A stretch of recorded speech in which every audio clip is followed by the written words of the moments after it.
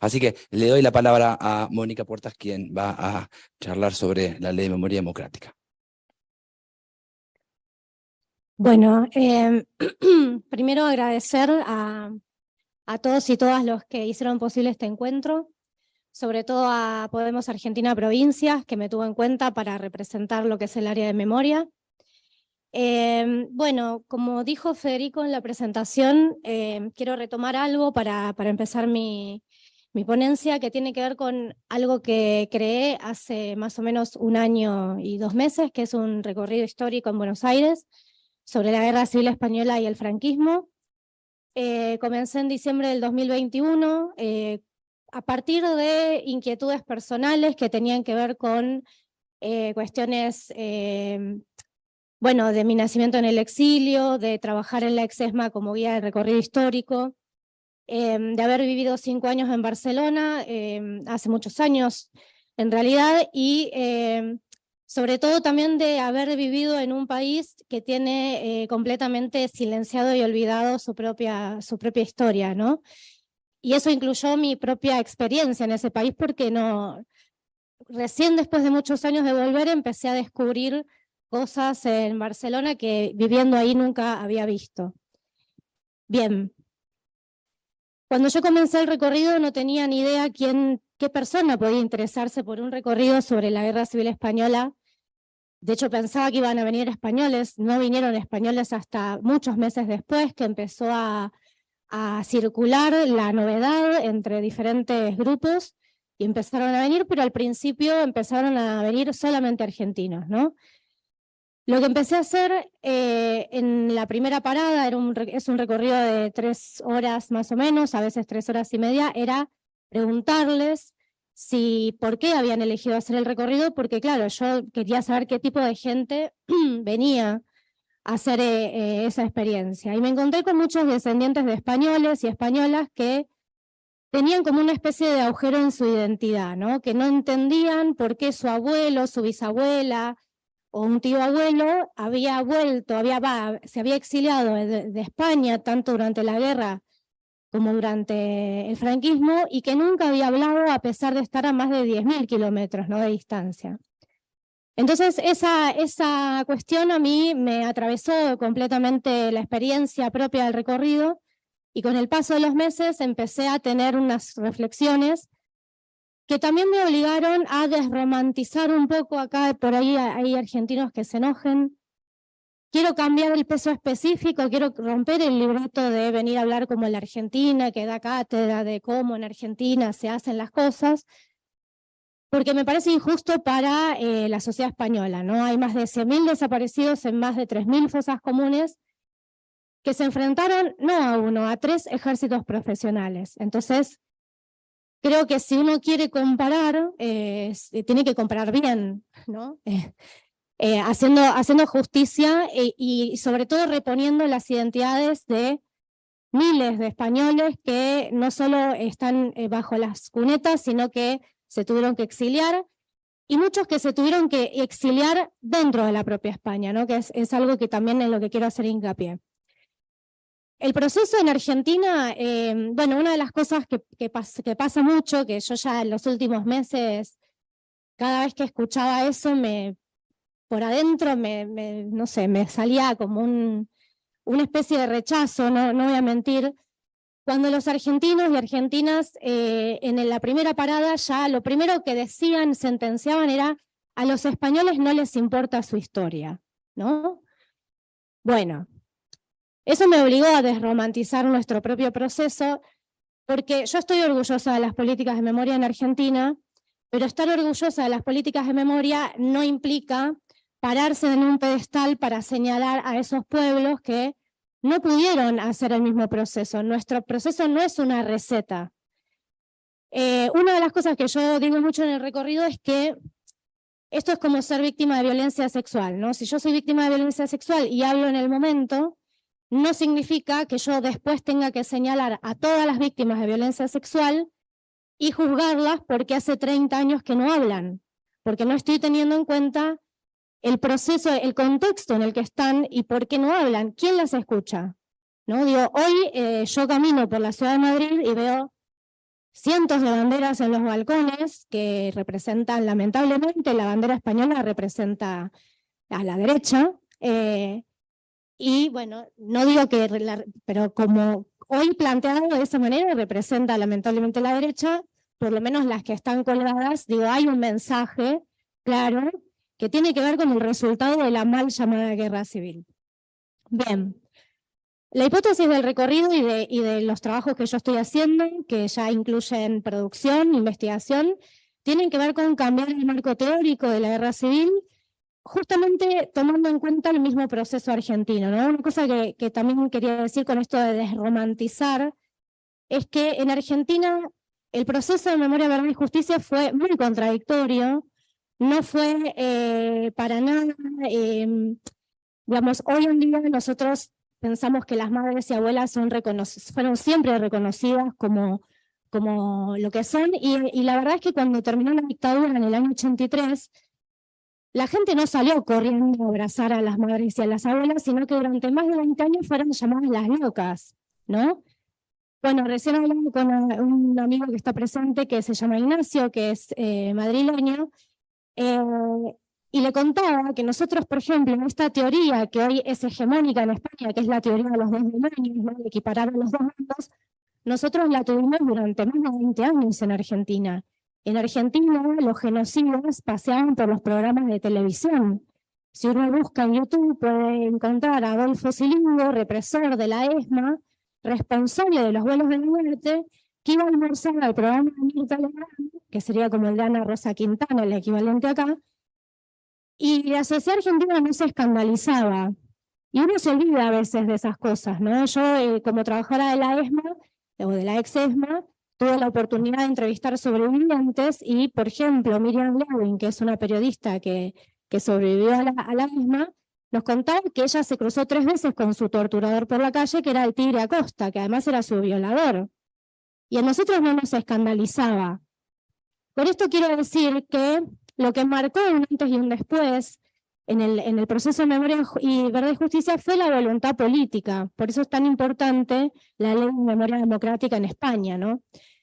La hipótesis que yo intento plantear para pensar en esto que yo creo que es mal llamado guerra civil, es la hipótesis de genocidio, ¿no? Pero como soy socióloga, la hipótesis que manejo es una hipótesis sociológica que tiene que ver con que el genocidio no es el momento del exterminio solamente, sino que es un proceso social que a lo que apunta es a destruir la identidad de un pueblo a través del terror, ¿no? Que ese fue el objetivo de los generales que se sublevaron en julio del 36, y que es ahí que comienza el proceso genocida, ¿no?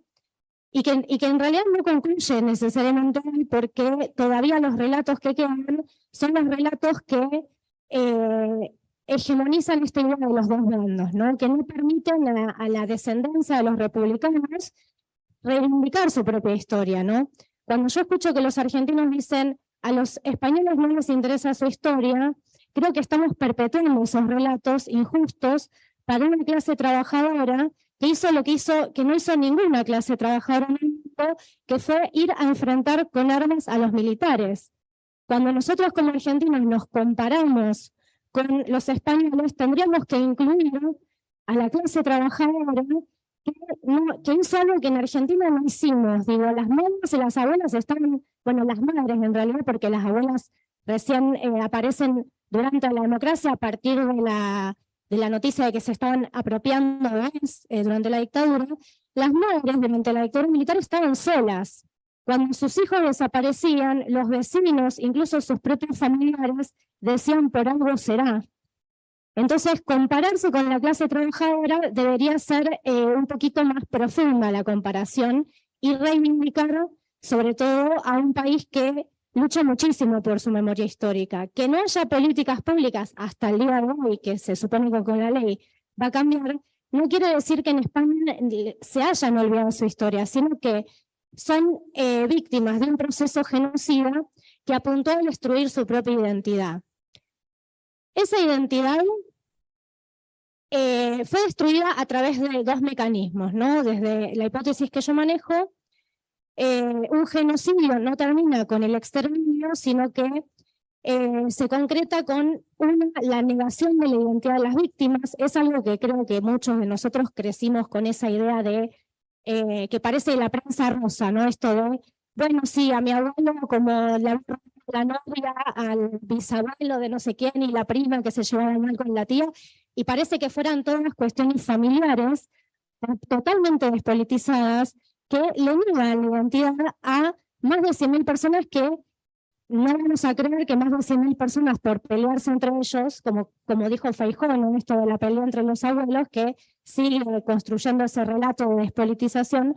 Bueno, uno de los primeros objetivos que tenemos como trabajadoras por la memoria es reponer esas identidades. Y ahí voy a al segundo mecanismo por el cual se concreta un genocidio, que es la transferencia de la culpa, ¿no?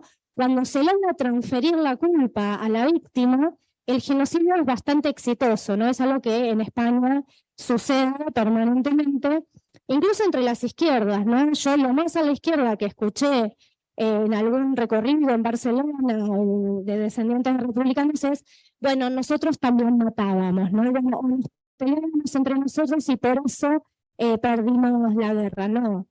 Se perdió la guerra porque había 3 ejércitos profesionales que utilizaron material bélico de última generación, que utilizaron soldados profesionales y que utilizaron las instituciones del Estado para generar terror. Hoy, según entiendo en Madrid, todos los jueves se congregan activistas militantes por los derechos humanos para exigir que el edificio que hoy tiene la presidencia de la Comunidad de Madrid se señalice como lugar de tortura porque era la DGS, que era la Dirección General de Seguridad. Eso es, yo entiendo que en España es muy problemático utilizar la palabra terrorismo, pero en Argentina cambiamos la teoría de los demonios por la idea de terrorismo de Estado, ¿no? En España se puede pensar de forma similar como un proceso genocida. La transferencia de la culpa se concreta a través de varias cosas. Uno, por ejemplo, es llamar guerra civil a lo que fue un proceso genocida, en el sentido de que fueron fuerzas armadas que se levantaron contra la población civil. Por más que se haya creado un ejército popular, que fue la única herramienta que encontró el gobierno del Frente Popular, hay que tener en cuenta que ese ejército popular estaba más conformado por civiles que se formaron, entre comillas, de forma rápida, apresurada y sin ningún tipo de formación real militar, y del otro lado seguían habiendo fuerzas armadas, ¿no? Después uno puede juzgar la violencia de los rojos, como se llamaba, pero eso se juzga con todas las garantías de la ley. Pasa lo mismo en Argentina. Si los montoneros tenían que ser juzgados por actividades o por poner bombas, como se decía, tenían que ser juzgados con todas las garantías de la ley y no ser secuestrados, puestos en centros clandestinos, torturados, violados, mujeres violadas y mucho menos robarles a sus hijos, ¿no? Bueno, lo mismo tenemos que pensar para España.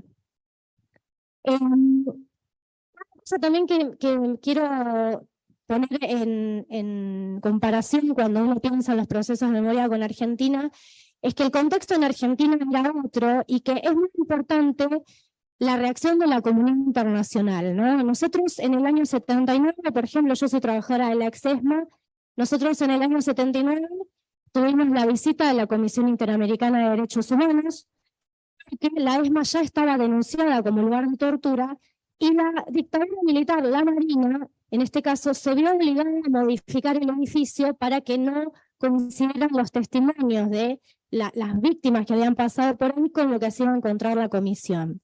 En el caso de España, la comunidad internacional en el mejor de los casos reaccionó aislando a la Segunda República, pero si tenemos en cuenta el rol de Alemania y de Italia, reaccionaron bombardeando a la población civil. Esta zona está llena de marcas en los edificios que muestran cómo fue bombardeada sistemáticamente durante 3 años.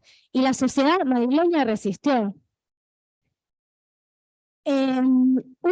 Sí, me queda un minuto y me quedé con 200 cosas por decir, pero bueno, una cosa importante que quería decir del exilio interior, como para entender un poco lo que significa, por qué en España, igual él hizo 5 minutos menos, así que me lo robó. No, porque esto me parece muy importante, sobre todo para nosotros los argentinos y argentinas, que es una forma de entender el silencio en España, ¿no? Quería contar una cosa breve de la Exesma. La Exesma fue un centro clandestino de detención, tortura y exterminio que funcionó durante los 7 años y medio de la dictadura militar, y lo que tuvo de particular con respecto a otros centros es que respondía a los objetivos políticos de Emilio Massera, que era el comandante en jefe de la Marina.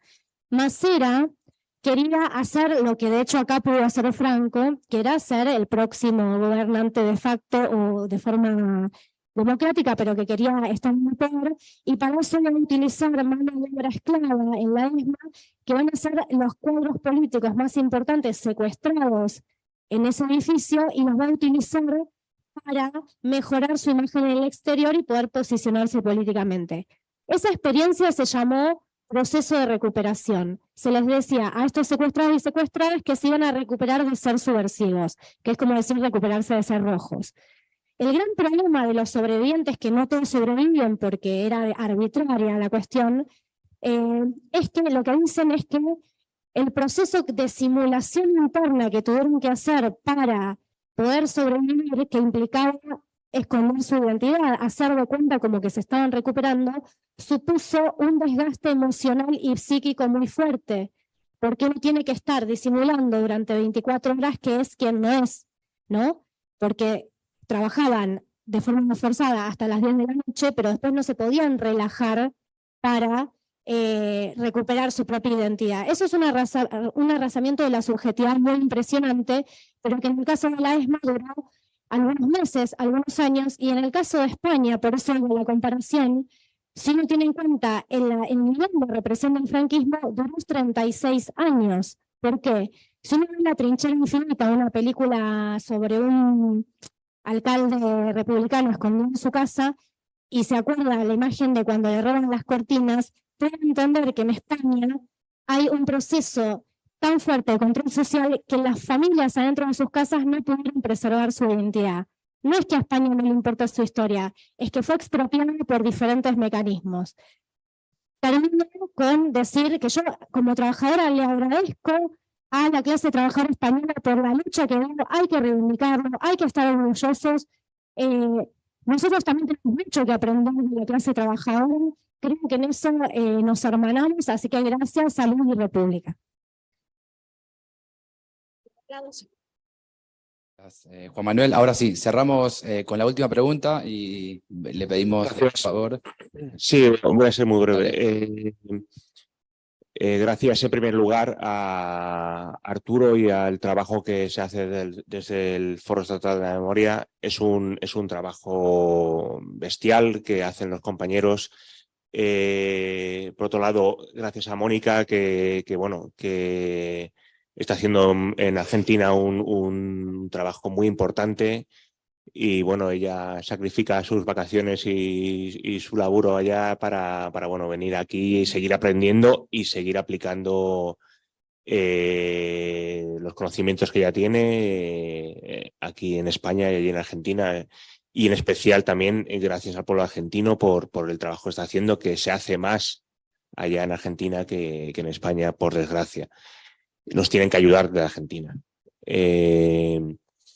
A mover los cuestiones judiciales y demás, tienen que venir desde fuera, que Arturo sabe y los militantes de aquí de Memoria lo sabemos, que te vengan que venir desde fuera a nivel judicial es una vergüenza. Y bueno, mi pregunta muy breve es para Mónica, para la compañera Mónica, que en resumen, ¿qué nos podrías decir, qué nos podrías recomendar desde el punto de vista también desde fuera? ¿Qué tenemos que hacer? Próximos pasos, para acercarnos un poco aunque ella tiene sus reservas, pero bueno, nos parece bastante... estamos un poco envidiosos por el tema del proceso de memoria en Argentina. ¿Qué nos podrías recomendar o qué pasos deberíamos tomar aquí en España? Bueno, pues acercarnos un poco al modelo de memoria o desde las diferencias que hay, desde las dictaduras diferentes y de los procesos de transición, qué deberíamos hacer o cómo debería cambiar el sistema de memoria en España. Es complicado, lo sé, pero bueno. Bueno, gracias por la pregunta.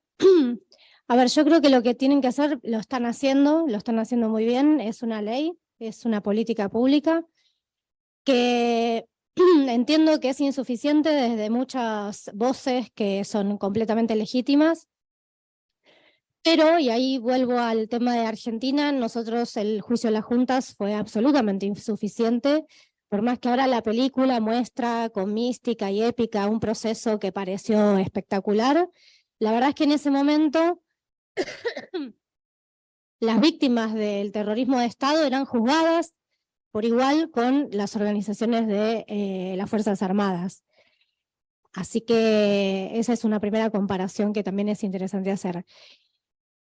Que yo les pueda recomendar es, creo, lo último que un argentino tiene que hacer, es lo que decía antes, ¿no? Acompañar la lucha por la memoria no es dar recetas, no es señalar, no es marcar un camino, es acompañar. Pero si me preguntan, lo que yo creo como importante es que estén orgullosos de la historia que tienen, que reivindiquen a los más de 100.000 desaparecidos que tenían identidades políticas, que las reivindiquen, que digan de qué partido eran o a qué sindicato pertenecían, que cuando les digan a mi abuelo también lo mataron los rojos, que hagan hincapié en que de un lado había Fuerzas Armadas y del otro lado no, por eso son crímenes de lesa humanidad. Y bueno, esta frase de Jauretche, ¿no? de los pueblos deprimidos no vencen, nada grande se puede hacer con la tristeza, creo que el sentimiento de derrota es un error muy grande porque además tiene una historia de puta madre. Entonces, creo que ese es el camino, es recuperar eso, es una historia de toda la clase trabajadora, de todo el mundo, no es solo la de ustedes, así que sientan orgullo y van por buen camino. Bueno, agradecemos a Mónica Puertas, a Arturo Peinado, a Mónica Rodero y a Juan Manuel de Oz por haber participado en la mesa. Gracias a todas, a todos y a todos, y damos por finalizada esta mesa sobre la Ley de Memoria Democrática.